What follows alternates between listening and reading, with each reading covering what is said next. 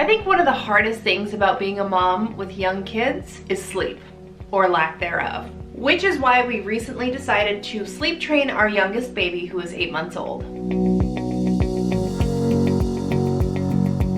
So today I'm going to be sharing with you how we sleep trained our 8-month-old in less than a week. But before I share my tips with you, I do want you to remember that every baby is different. No matter what the blogs say, no matter what the sleep experts say, you know your baby better than anyone else. So take what I say with a grain of salt. Do not mom guilt yourself, and maybe take bits and pieces of what I'm sharing with you and see if they can apply to your situation and to your baby. Do what's best for your baby, only you know that. So first things first, expect there to be crying from both of you.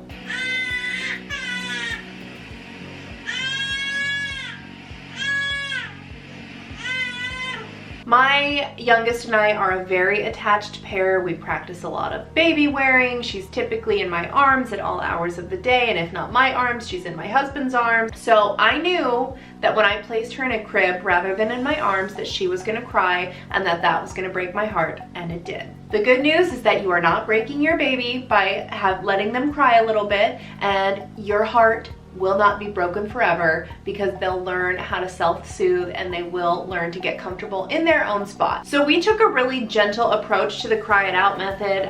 Every time we would leave the room and she would cry, we'd let her cry for a set amount of time, and then we'd go back in and reassure her that we were still there, she was not abandoned, everything was going to be okay, soothed her as needed, and then repeated the process as much as we needed to. Bonus tip, do not let yourself get overwhelmed by the 5 million sleep training methods that you are bound to find on the internet. Your baby will, at some point in one way or another, learn to sleep. Make sure that you find a good sleep sack. This is especially important if your baby is used to falling asleep in your arms or on your chest like our baby was. And obviously it's important for safety reasons to stop swaddling your baby when they learn to roll over, so you want to invest in a sleep sack. We've had really good success with the Zippity sleep sack, and I mostly just love it because it keeps her cozy and she looks like a little squirrel in it. Be consistent. From the time you put your baby down, to the room that you put your baby down in, to putting them in their pajamas and their sleep sack, to reading a story or singing a song if you choose to do that, to turning on the sound machine and using the same sound, or if there's a nightlight, using the same color on the nightlight. Just be consistent in your routine. That way your baby knows what to expect when it's time to go to sleep. Now this one is not going to apply to everyone, but if it's an option,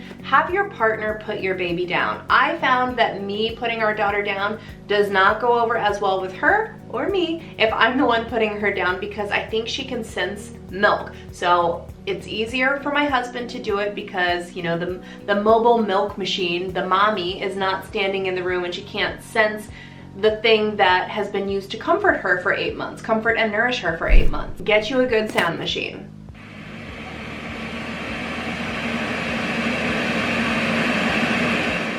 I know I sleep better with white noise, and honey, I promise you, your baby will sleep better too with a little bit of white noise in the background. So our older 2 children use a Hatch, the baby uses a Hatch, and I like the Hatch because it's not only a sound machine, it's a nightlight as well, and I can control it from my phone, both the colors on the nightlight and the sound itself. So we have loved the Hatch. Lastly, do not give up. And you're gonna want to, because sleep training is hard. It's not for the faint of heart, so you have to stick with it.